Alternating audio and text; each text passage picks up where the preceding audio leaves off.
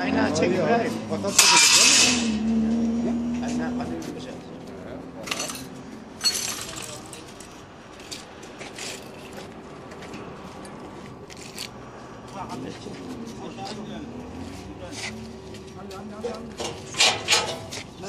Aşağı.